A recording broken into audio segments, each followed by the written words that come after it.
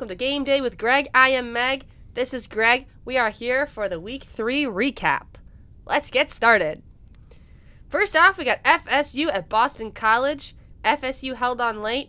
BC had their chance and put themselves in a spot to get the ball back. But what happened? Yeah, bad penalty at the end there. I was really hoping to see BC with a chance to win the game. BC was my pick. I was so excited.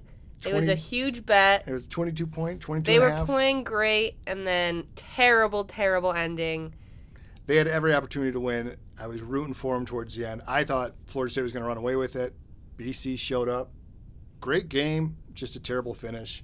Face mask. Yeah, 15 yards. Florida State retains the ball and runs the clock out. They had them. It was fourth down. They were going to get the ball back, and they were going to make the field goal. I know. We were excited. I was so mad. I was yelling at the TV. Those days will happen.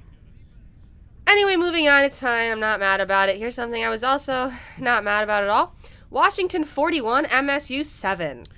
Yeah, this was not great. First game without Mel Tucker on the sidelines. First of many. Yeah. He's gone. Official, fired, done. It's over. Doesn't sound like he's coming back. Paperwork's in. So coaching search is on. Michigan State was not on, got crushed. Noah Kim looked bad, to say it nicely. He was overthrowing guys all game long. You know who didn't look bad is Michael Penix Jr. That guy pretty much scored at will. Looked great. Moving the ball, I think he had one possession where he moved it 95 yards in 5 plays. Pretty much do whatever they wanted that entire game. Kim got pulled in the second half, so we're going to see what happens this weekend. Who's going to get the nod as QB1. Hauser looked okay. We'll see the way Michigan State goes coming up next week. I turned it off, so I didn't even know that happened. Yep. I went to dinner. Alabama 17 at USF. Yes. 3 points. The Bulls.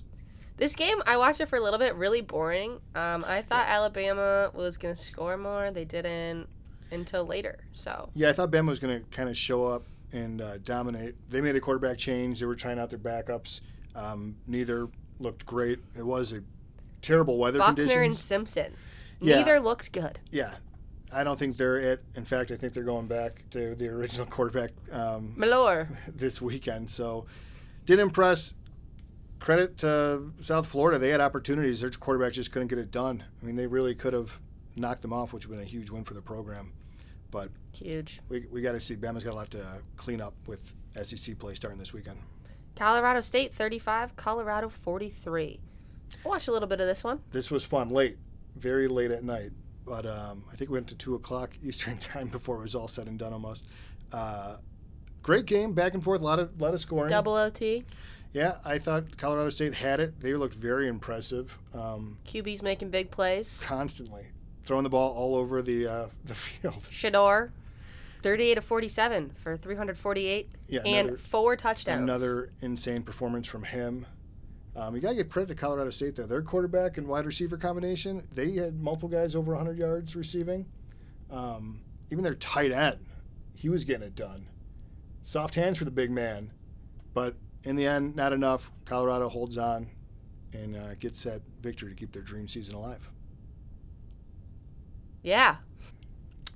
Let's turn our attention to the group of 5 and FCS. Greg, tell us, what schools showed up?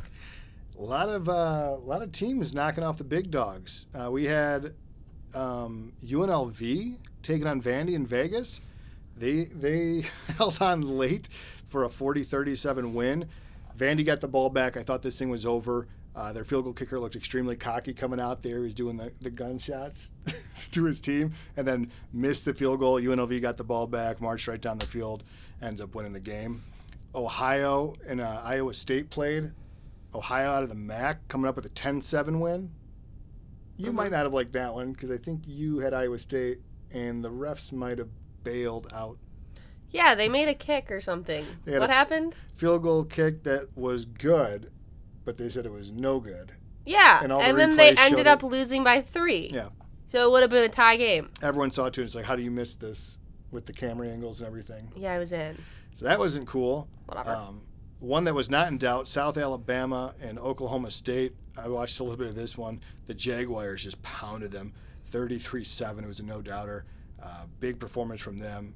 The fans in the stands at Oklahoma State look super depressed all game long. Can't blame them.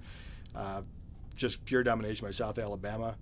Miami of Ohio going to Cincinnati, knocking off the Bearcats. That was a big win for them. What else do we have? Fresno State blanking Arizona State, 29-0. In Tempe. It was crazy. Fresno State's been very impressive in this early part of the season. Arizona State has not. And then one team that we've kind of doubted all year, Stanford, getting beat up on by Sacramento. So got to tip your cap to those guys for going up and beating the big dogs. Well, that'll do it for our look back at Week 3. Greg, we got a huge Week 4 coming up. What can the people expect? Week 4 is massive. Tons of top 25 matchups. We got a top 10 matchup we're getting into. I say we get into it right now. Me too. I am so ready for this weekend. Let's kick off this week with our rapid fire picks. Let's go. Friday night, Wisconsin at Purdue, 7 p.m. FS1. Wisconsin is a 6-point favorite. Purdue struggled last week to stop Syracuse. Wisconsin looks like they're getting things going, especially in the second half. I like Wisconsin on the road in this one to get the cover. I expect Wisconsin. Agreed. Boise State at San Diego State, 10:30 CBS Sports Network. Boise State is a 7-point favorite. I like Boise State in this one. Agreed. North Carolina State, is that what NC State means? Mm-hmm. North Carolina State of Virginia, 7:30 ESPN. NC State is a 9.5-point favorite. Yeah, give me NC State. Virginia's looked bad all year, and they're going to continue to look bad. Agreed. Saturday, we have Rutgers at number 2 Michigan. It's on at noon on Big Ten Network. Michigan is a 24-point favorite.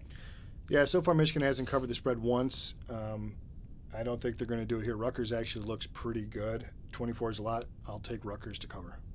Agreed. Number 4, Florida State at Clemson, noon, ABC. FSU is a 2.5-point favorite. Yeah, this one's tricky after Florida State's performance against BC. Definitely thought they were going to blow them out. Didn't happen. We just covered that a minute ago. Still like Florida State in this one, though. Agreed. Number 16, Oklahoma at Cincinnati, noon. Fox, Oklahoma is a 14.5-point favorite. Yeah, Oklahoma's going to score. Cincinnati lost to a MAC team. Give me Oklahoma. We're agreeing too much. But I just agree on everything. All right. Virginia Tech at Marshall, noon, ESPN2. Marshall is a 5-point favorite. Tech Marshall Classic. I like this game. I like that it's at Marshall. Give me the Thundering Herd. Which team is that? Marshall. Okay, I'm going to disagree, and not just because we were Va-Tech? agreeing too much, because I'm going Va-Tech. All right. All the way. We are Marshall. That's what they say. Oh, cool. Okay. Auburn at Texas A&M, noon, ESPN. Texas A&M is a 7.5-point favorite. I'm going to take Auburn to cover here. Texas A&M probably gets it done, but I like Auburn. I'll disagree. Maryland at Michigan State, 3:30 NBC. Maryland is a 7.5-point favorite. Yeah, this spread's been climbing up a little bit. Not a great sign for Michigan State. I'll take Maryland with the road win. I just can't do it. Like, I know that Michigan State's going to lose, but, like, They got to root for them. I get it. They better look. They got to do something. Last week wasn't it. It was bad. D'Antonio will figure it out. Okay. It's fine. Mark is back. Is that his name? Mark D'Antonio. Great. Louisiana Tech at Nebraska, 3:30 Big Ten Network. Nebraska is a 20-point favorite.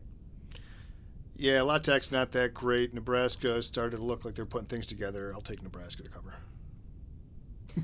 Texas Tech at West Virginia, 3:30 Big 12/ESPN Plus. Tech is a 6-point favorite. I'm going to take West Virginia in this one. Disagree. Rapid fire. UTSA. What is that? University of Texas San Antonio. At number 23, Tennessee, 4 p.m. SEC Network. Tennessee, a 20-point favorite. 20.5. Yeah, Sorry. Tennessee struggled last week. UTSA was great last year. They haven't quite put it together. Could be a get-right game for Tennessee. Give me Tennessee. 20.5, a lot. though? And UTSA is pretty good. I'll disagree. Okay. I like it. I'm thinking more like 14. Okay. Okay. Arkansas at number 12, LSU, 7 p.m. ESPN. LSU is a 17.5-point favorite. It's close. I will take Arkansas to cover. LSU is going to win. Agreed. Number 5, USC at Arizona State, 9:30 p.m. Fox. USC is a 35-point favorite. ASU just is really bad, I guess. It's not great for the Sun Devils, and I actually think the spread's too low. If you lost 29-0 last week to Fresno State, USC could probably put up 50. USC's number 5. I would agree. Yeah. They're going to get killed. That'll do it for our rapid-fire picks. Let's talk about this week's big games. Big game breakdown. Boom, boom, boom, boom. Number 15, Ole Miss, at number 13, Alabama. 3:30 CBS. Alabama's a 7-point favorite. Crimson Tide lead the series 9-3 when both are ranked. Saban renamed Jalen Milroe as his starting quarterback. Yeah, had to do it after last week's performance. Don't know why he didn't give him another shot the week before, and he's playing musical chairs with the quarterback, but didn't see anything out of them. Got to go back to Milroe.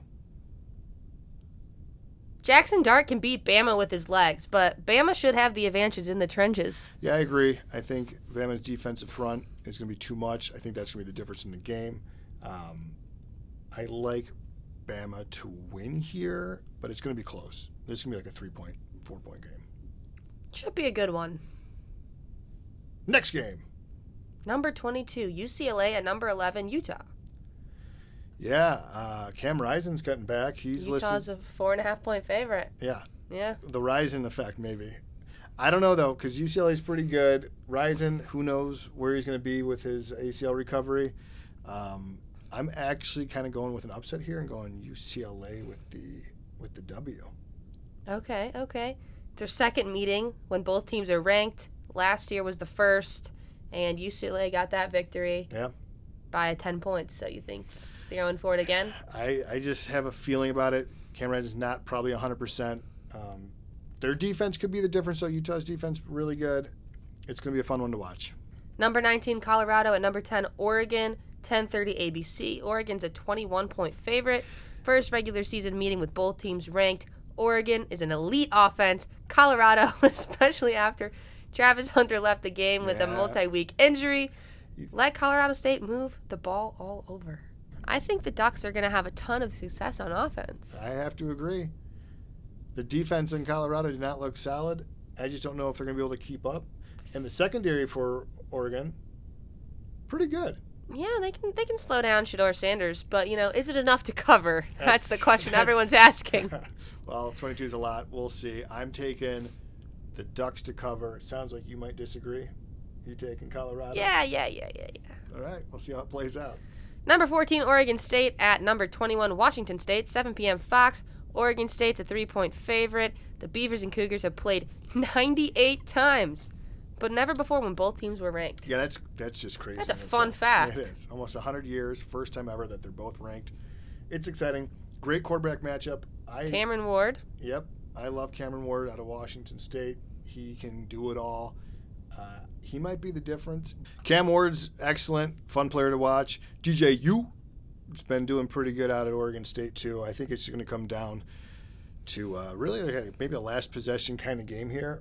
But Washington State has looked good against the run, and I think that might be the difference. I kind of like Washington State to pull off the mild upset here.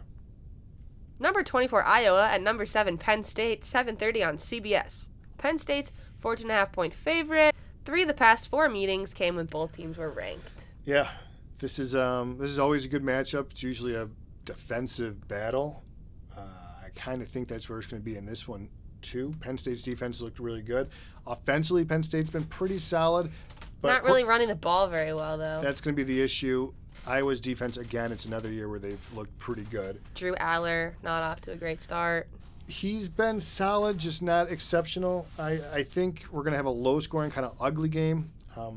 If Iowa can figure it out offensively, this could be, I'm looking at like maybe a 7-10 top type spread. I definitely think Penn State's going to get it done. Iowa just doesn't have the offensive firepower, but I like them to cover. For sure.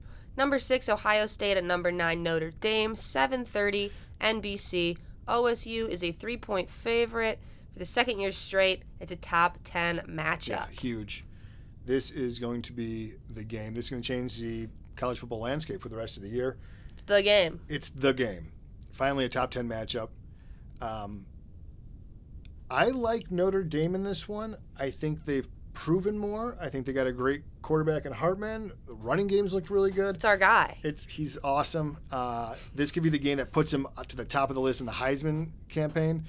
Ohio State, first time for their quarterback being in that kind of hostile environment, going on the road.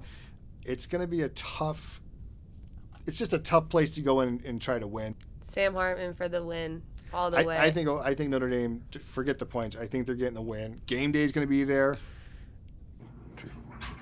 And only go that goal line. Don't forget, men. Today, we're going to win. They can't lick it, and the left out of the ball. Fight. We are going to be there. It's going to be a great More day. importantly, game day with Greg's going to be there. Exactly. So we're excited for that, and I want to see the home team get the win. Go Irish. Greg, I really think this weekend's going to switch up the entire picture for the college football playoff. I think we're going to find out who is real, and we couldn't be more excited. We'll be doing a campus stadium review and enjoying a weekend of great football. Yeah. This has been Game Day with Greg. I'm Meg. That's Greg. Good night. Something like, what's that mean? Group of five? FCS. You just say FCS. It's football, something. You don't know? It's a smaller division, so it's FBS and then FCS. Game Day Greg. I had to sneeze that entire time. Remember to read it, say the spread. Remember. Say that again. I didn't listen to anything you said. I just thought it was funny that you said member. Jesus Christ. What do you do normally? I make a big noise. Field. You disagree? I'm sick. Okay.